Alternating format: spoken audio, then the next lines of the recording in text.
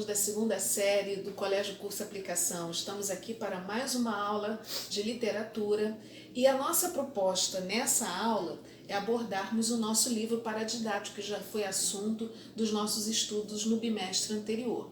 Agora, no terceiro bimestre, o nosso livro paradidático é Memórias Póstumas de Brás Cubas, do nosso maravilhoso Machado de Assis, que nós já estudamos bastante. Vocês podem pensar assim, poxa, mas de novo nós vamos estudar sobre isso?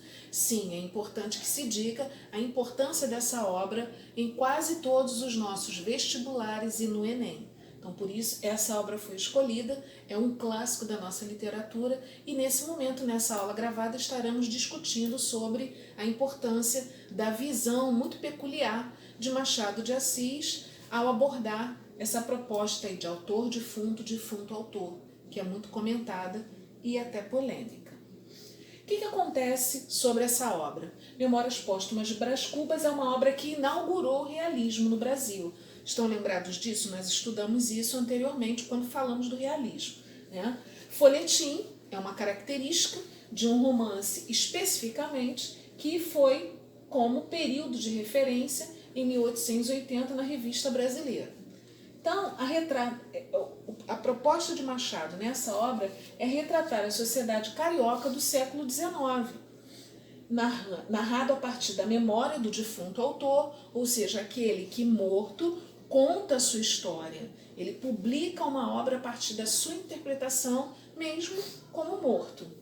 E ele tem digressões. O que significam digressões? A narrativa mais lenta, porque em muitos momentos ele para refletir e para se colocar, e para trazer o leitor à reflexão. Análise psicológica dos personagens, isso é uma característica muito marcante de Machado de Assis, porque traz uma reflexão a respeito da condição miserável do homem. Vocês se lembram que no realismo existe uma crítica muito forte, uma visão muito contundente, muito correta, muito objetiva daquilo que o homem vivencia, correto? O leitor é incluso, Machado de Assis traz o leitor para dentro da história, tem o humor negro, né? A gente sabe dessas características relacionadas ao racismo, quando a gente faz a referência de alguma coisa negro, mas é o nome que se dá a essa característica, onde você procura criticar, através do humor, uma situação triste. Então essa é uma formalidade, aí a gente acompanha, ok? E a gente tem o pessimismo. Em alguns momentos, Brás Cubas ele tem esse olhar meio que entristecido e depressivo daquilo que ele teve como retrato da sua vida. Então, pontos importantes da obra. A gente tem a dedicatória, né, que a gente tem até uma imagem aqui, isso aparece em muitas citações. Ao verme que primeiro roeu as frias carnes do meu cadáver, dedico com saudosa lembrança estas memórias póstumas. Essa é uma das frases que abre a obra de Machado de Assis e que serve como uma reflexão inicial. Quando ele escreve a obra, ele dedica a quem? Aqueles que foram os seus primeiros companheiros em morte. É uma visão pessimista, trágica, mas é uma visão real. A metalinguagem é uma outra característica da obra Memórias Póstumas de Brás Cubas. Por quê? O que é a metalinguagem? É uma função da linguagem que serve para explicar a própria linguagem. Vocês estudaram isso no ano passado, na gramática da língua portuguesa. Então, é uma função encontrada em dicionários, em manuais, em relatórios, onde a linguagem é utilizada para explicar a própria linguagem. Lembraram disso? Então, trata-se na verdade de uma obra difusa, ou seja, ela dá margem a várias interpretações. A cada vez que você lê trechos da obra, você entende de uma maneira, na qual Brás Cubas, o personagem título, o defunto autor, ele se prevalece de uma forma livre de um externo, ou seja, Xavier de Mestre. Não sei se lhe meti algumas rabugens do pessimismo e pode ser. A obra de finado escrevia com pena da galhofa. O que é a galhofa? O deboche. E a tinta da melancolia. E não é difícil antever, ou seja, imaginar, prever o que poderá sair desse conúbio. E o que é conúbio? União, dessa ligação. O que pode acontecer desses fatos que ele vai narrar a partir das suas memórias, aquilo que ele viveu mesmo morto? Então, esse leitor incluso, olha, tem um outro trecho aqui. Evito contar o processo extraordinário que empreguei na composição destas memórias, trabalhadas cá no outro mundo.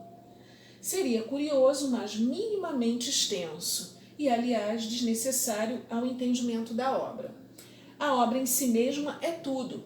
Se te agradar, fino leitor, pago-me da tarefa. Se não te agradar, pago-te com piparote e adeus. Percebam que a linguagem da época é uma linguagem que nós não usamos atualmente. O piparote é um peteleco. É como se ele estivesse dizendo assim, olha, eu vou te dar esse toque e você segue adiante. Então, são características da obra que a gente colocou aqui em destaque esses trechos para que vocês fiquem aguçados e tenham curiosidade de verdade em ler a obra. O narrador, eu não sou propriamente um autor defunto, mas um defunto autor, para quem a campa foi outro berço. Campa, pessoal, é o túmulo. Então vamos entender essa comparação aqui, né? O que seria o autor defunto e o defunto autor que ele mesmo se nomeia? O autor defunto é aquele que escreve a obra em vida, a partir da análise da possibilidade iminente da sua morte.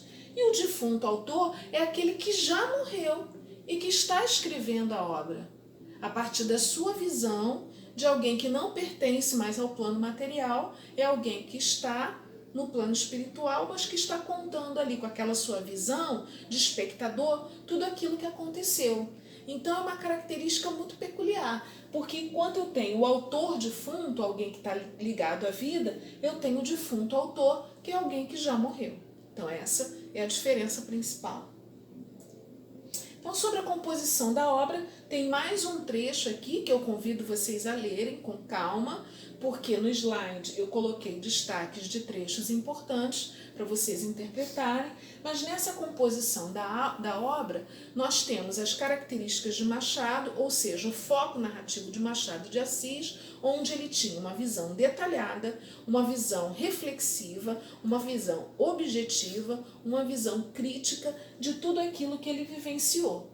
Perfeito? Então a obra se torna muito diferenciada, ela é uma obra cultuada até os dias atuais. Por quê? Porque até hoje ninguém conseguiu ter essa ideia tão diferente, tão marcante como Machado de Assis teve naquele momento, em pleno século XIX.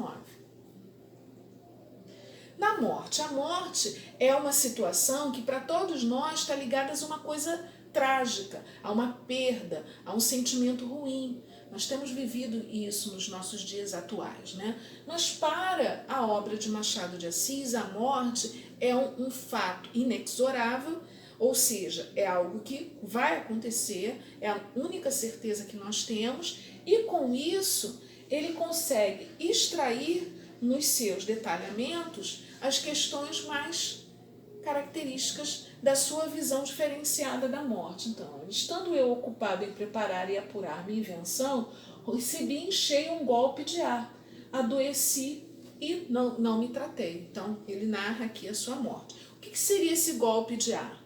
É aquela velha história do choque térmico, né? Você está na praia lá, no sol, corpo quente, de repente você mergulha no mar e aí a água está muito gelada. O que acontece com você? Você tem aquele choque térmico. Então, nessa época, essa história do golpe de ar está muito ligada a isso, tá bom? E morri de uma pneumonia. Então, ele está ali descrevendo como foi a sua morte. Ele faz uma crítica ao romantismo, porque vocês sabem que esse é o grande foco de todos os autores do realismo, em especial de Machado de Assis, porque ele vivenciou nas suas primeiras obras um forte clamor romântico.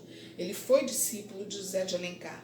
Então, por conta disso, ele faz essa crítica com muita propriedade, porque ele vivenciou no início da sua obra essas características românticas de idealização, do amor acima de tudo, e nesse momento ele deseja criticar, ele quer trazer à tona aquilo que precisa ser criticado, precisa ser observado para não ter mais aquela história, aquela visão dúbia das coisas. E aqui, finalmente, Brás Cubas vai falar dos seus amores, onde aqui é uma marca forte. Por quê? Porque não aparece aquela mulher perfeita, aquela mulher idealizada. Aparece uma visão real da imagem feminina. Ele fala aqui de Marcela, que foi uma prostituta que o amou, mas porque ela tinha interesses nas questões de dinheiro de Brás Cubas. Ele também fala de Eugênia, que também foi o objeto do seu sentimento amoroso, e ele dá características dela que ele não se sente tão atraído. Não.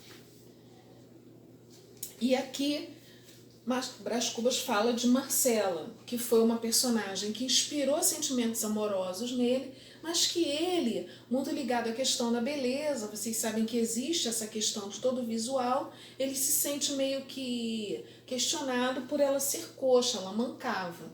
Então aqui aparecem alguns personagens de Memórias Póstumas de Brás Cubas, mas existem muitos outros que são importantes e fundamentais que vocês só irão conhecer de verdade lendo a obra. Quincas Borba e toda a família e amigos de Brás Cubas, que tem cada um personagem com características próprias. Essa obra é imperdível. Convido vocês à leitura e nos vemos na próxima aula. Até lá!